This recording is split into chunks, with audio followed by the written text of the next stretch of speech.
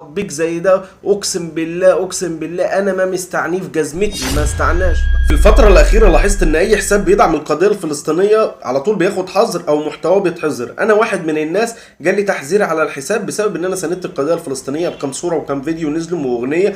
راح على طول عملوا ايه؟ راحوا حاسفين لي الفيديوهات وراحوا باعتين لي تحذير على الحساب ان هم حسابك معرض انه يتقفل بسبب ان المنصه مش مكان لصدمه الاخرين او ايذاء مشاعرهم.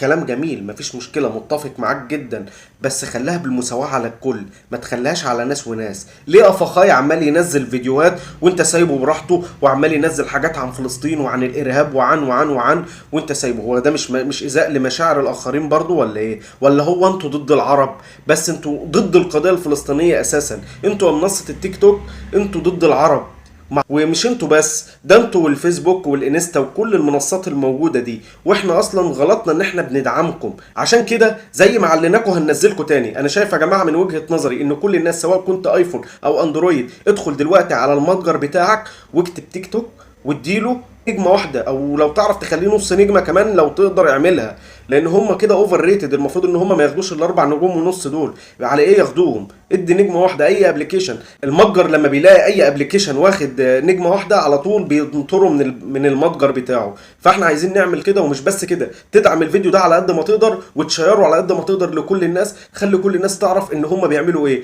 رئيس التيك توك وادارة التيك توك واقفة ضد القضية الفلسطينية. احنا بنتحارب، والله العظيم بنتحارب.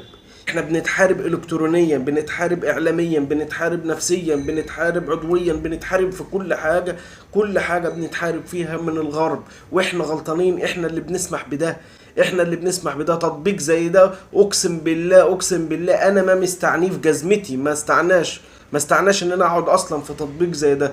تمام؟ كل الناس يا جماعه تدخل تدي تقييم، تدي لهم تقييم زي الزفت علشان خاطر يبقوا يحرموا ويعرفوا ان العرب ما يتلعبش معاهم اللعبه دي تاني. انا بكلمكم واقسم برب العزه ما اعرف اصلا ان انا الفيديو دوت هينزل ولا هيتحظر ولا الحساب هيتقفل ولا ايه، بس انا مش فارق معايا. يتقفل حساب، يتقفل مليون حساب، برضه انا مع فلسطين وهفضل اساند القضيه الفلسطينيه ومش هسيب القضيه الفلسطينيه. مفهوم يا اداره التيك توك؟